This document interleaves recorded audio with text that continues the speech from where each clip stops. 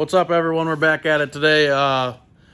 Today is December 2nd, and we are going to be finally working on getting the Rocket Wagon's EJ257 hybrid build motor. We're going to be working on getting that put back together. Finally got the heads back from the machine shop, and yeah, everything's here finally. And you know, had a rough Thanksgiving weekend. Kind of was a little sick and under the weather. Pretty sick actually, and tested negative for COVID though, so that's cool. So we're gonna be working on getting this motor put back together today, and kind of hoping that we can, in the next couple weeks, get this car wrapped up and back on the road before winter really sets in and we're kind of screwed. So without further ado, let's get back to her and I'll show you guys what we got going on. Okay, so we got the engine on the stand here. I already went ahead on the one side and screwed the studs in and put the head gasket on. These are the ARP 625 plus head studs. They are the custom-made head studs. Just looking for a little higher clamping force, holding power to make sure we don't have any issues with head gasket failures and stuff like that. So as far as procedure for these, getting to this point, we're looking at you pretty much make sure everything's nice and clean as far as the threads go. Chase the threads if you need to, and then these just get screwed in hand tight. Do not torque them whatsoever at this point. There is an Allen head in the end of this. Don't use it to torque anything down. It's not for that. It's literally just for assembling. So make sure everything is hand tight, and we can go ahead and set a head on here. One thing that we're gonna have to talk about is how once these studs are all ran into the motor and the head's sitting on the deck, you get a nut or a washer like this and a nut like so. You get these two, and then you get one thing of ARP, it's just fastener assembly stuff. So it's grease that's specifically for their stuff that they sell. So you have to make sure the surface that the washer sits on inside the head is perfectly clean of oil. There can't be any oil on there at all. And same goes with the washer and the nut. You want to make sure there's absolutely nothing. You wipe everything down on every single one of them. Make sure there's absolutely nothing. Because when they come in the bag, there absolutely is grease on them to keep them from rusting and whatnot. So you put these in dry. The washers go in dry, and then just the bottom surface of the nut itself, you'll put a fine layer of grease on here just to help us lubricate. You also need to put a very fine amount of grease on the tops of the threads on the exposed part in the head, just to help with, you know, lubricating the threads. And I will show you guys how I do that right now. I had to go run to town because I broke my camera stand and I had no way to film. So we are gonna start going forward on getting the correct assembly lube where you need it. So just take it's best to use a pair of gloves, because you are going to be applying grease to the threads, just a light amount of grease to each thread. And then after that, you don't want to have grease all over your fingers. So this part you're going to want to make sure that you do without having anything on your fingers. Another thing to note would be that now would be an ideal time to drop on your cleaned washers, just so you do not get any grease on them when you're putting them in place. And the reason why this matters so much with having the grease in the different places is because it truthfully does affect your torque. When you're torquing these, torquing them to 100 foot-pounds, if you have grease on both sides of this washer, it's not going to torque or bite down and torque the same way as it would if you only have grease on the bottom side of the nut, where it can just nice and easy slide across the surface of the washer versus rotating the washer inside the head. So we just take a small amount of this,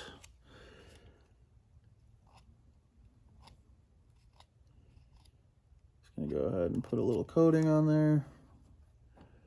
Like I said, that's purely just for the threads.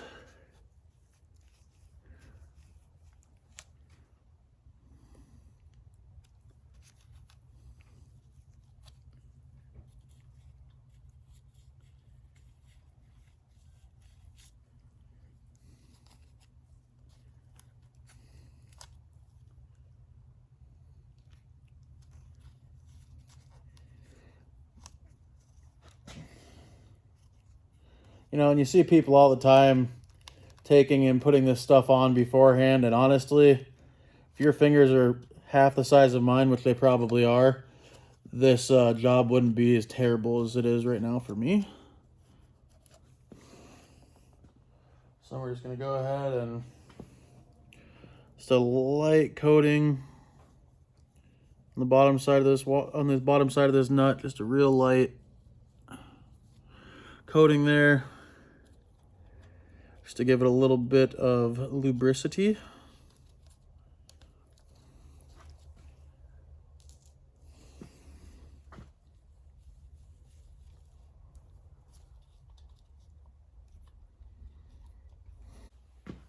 Okay guys, we're gonna get the torque wrench out. I got everything buttoned up on here. Everything's just hand tight right now. So torque pattern we're gonna be using is this one, this one, this one, this one, this one, this one.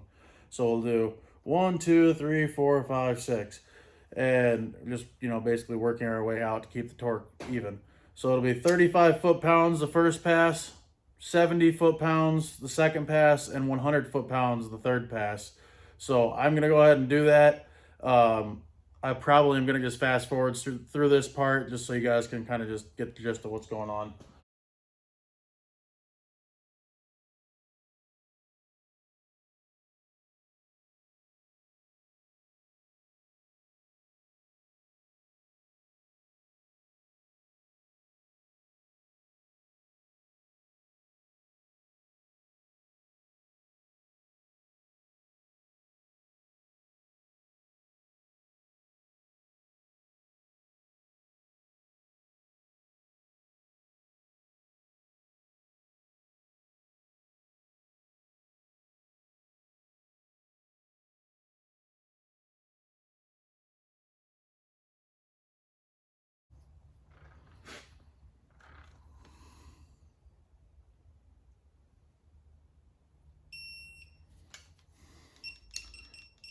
So I'm going to bump it up to 70.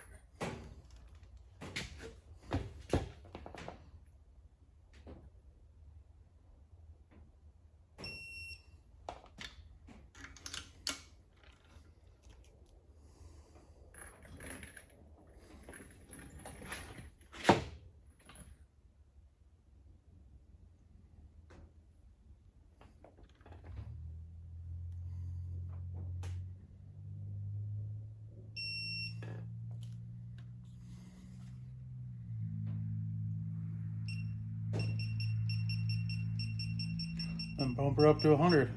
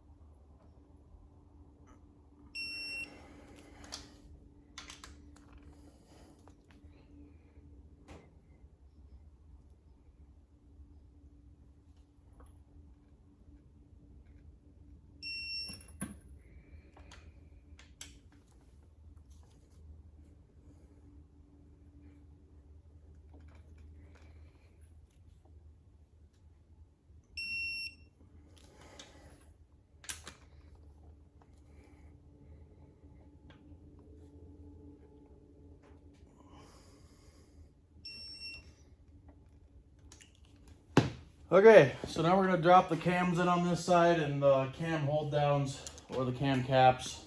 I want to take some assembly lube and kind of just go over all of the areas that are going to be areas that we'll be waiting on the oil pump to build pressure.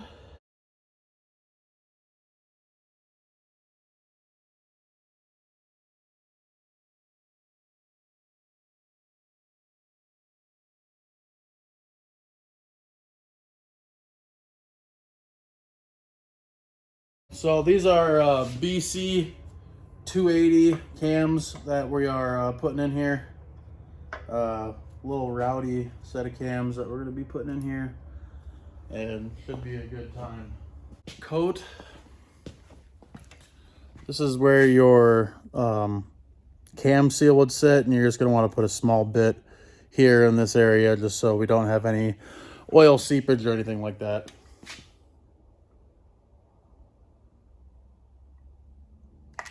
Okay, so then as far as torque spec goes on these, it should be 7.2 foot-pounds for these front two, and then 15 foot-pounds for these rear four back here.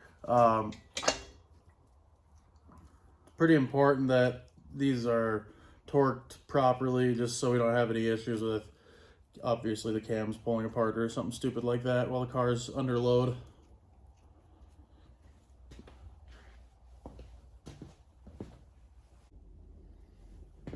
All right, guys, yeah, we got this all torqued down. The cam caps are all torqued down. So as far as torquing and getting just the rough assembly together, we're pretty much done for now. We will go to the other side and do the same thing. And I will show you guys exactly how I did the whole process, starting with the studs and everything. So I'll flip this motor over. Okay, everyone. I was taking a break from the middle of assembling this motor just to kind of take and show you guys a breakdown of exactly what we had done at the machine shop. So these are built heads, obviously. I keep talking about that. You know, I've been waiting for these for a while. Ended up having Outfront do the work on these. Sent them all the way out to California to have them done. And I keep talking about hybrid. So the hybrid part of this is that is a 257 short block over there, and that's what we're working on the stand. And then these are EJ257 non-AVCS heads.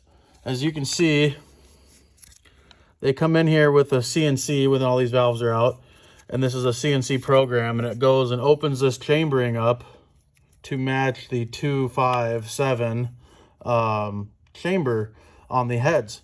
So you get these really nice tool paths and everything, and then so everything's perfect on every cylinder is matched together.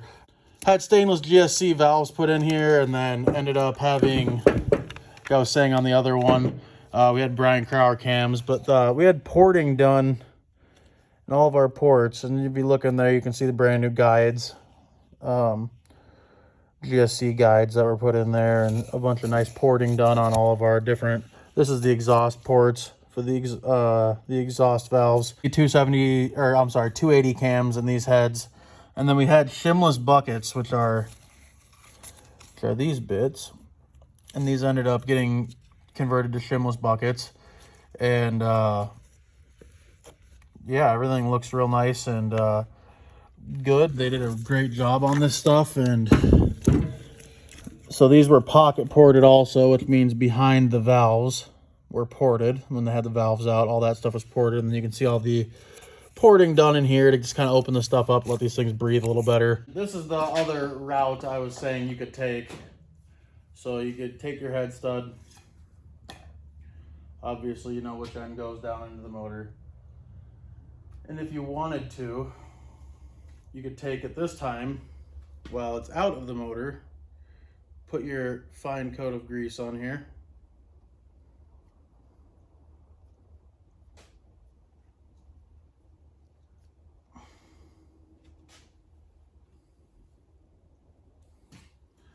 And then take and set it in place from here. Now, I'm not a huge fan of this route just because you end up getting it all over your fingers, everything else, but 35, 70, 100, same deal.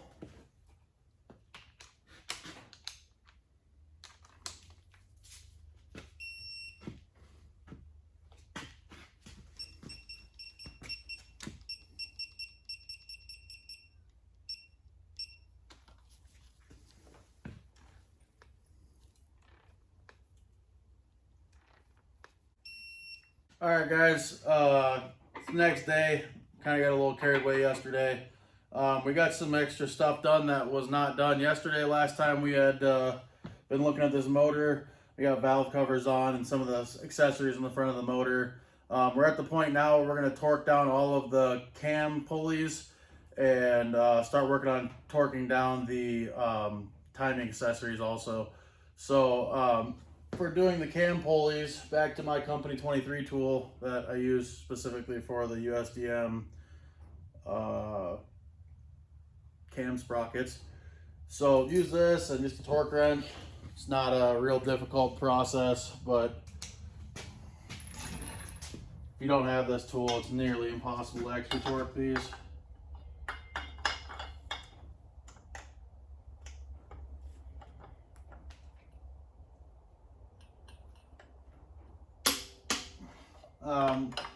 It comes out to like 72 foot-pounds we put down on these. These are all torqued. So then we're gonna hop down here and I'm gonna show you guys exactly what I do for all the rest of the accessories. Okay, so we're gonna be going and taking and we're gonna just torque all of our different accessories for our timing set down. I will note that this idler I already have torqued it down and used Loctite on it. It was, I ended up getting a different aftermarket fastener for it just strictly because I wanted a little bit more length for just strength on it. So we use Permatex, just the medium strength blue thread locker on this. It's what would come in the kit also, but it's, I just end up using the one I have just so I have enough of it to be able to do it. Don't need to use a ton of thread locker, but I use about that much. That's even, some people would say excessive, but I'd rather have too much than too little. Some people always are building these motors talking about, oh, well, when you put it back together. Well, I build motors so they don't come apart. I build not so they come apart easy. Just the same deal on all these, just a nice little coat of thread locker on there. Okay, so there we're at 0 or 30, I'm sorry. And we'll back it off 2 more. Okay, 28.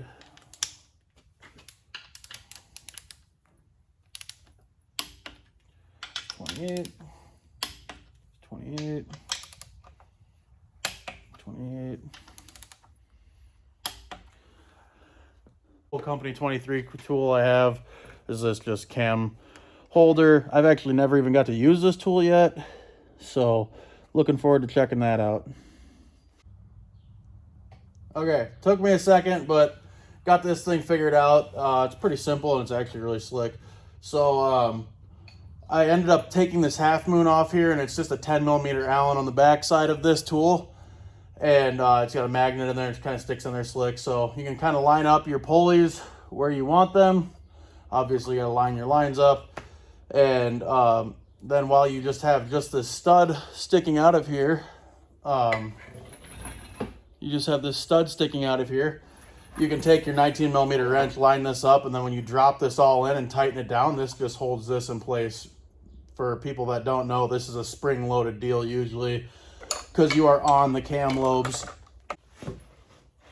Okay, so we got everything lined up. I, of course, forgot to spin the crank pulley around beforehand.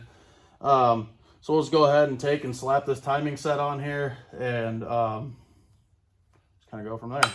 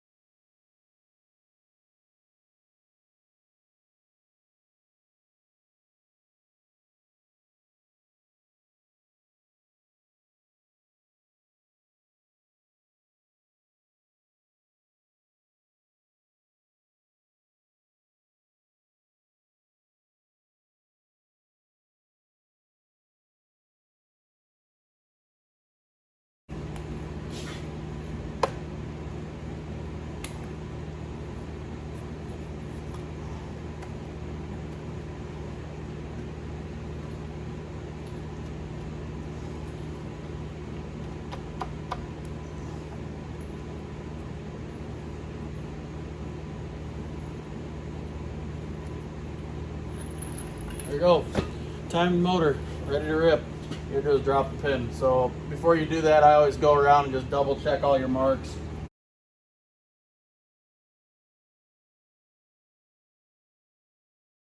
So you just go ahead and pop your pin. Done deal, timed motor. Alright guys, I'm going to wrap this video up. I stopped at, I got the turbo on and I got the TGVs on. Only reason I'm going to break this video off, I was kind of going to finish putting this motor together on this video, but I'm going to break this video off here just strictly because I have a couple AN fittings I'm waiting on, and I want to make a whole video on how to do a parallel fuel system on one of these EJs. So next week, I should be Tuesday, I'll have my parts in the mail, and then I'll be able to finish this video off, or finish another video off on how to do the parallel fuel system on the EJs. Do a pretty in-depth how exactly I do it, and the reasons I do the way I do it.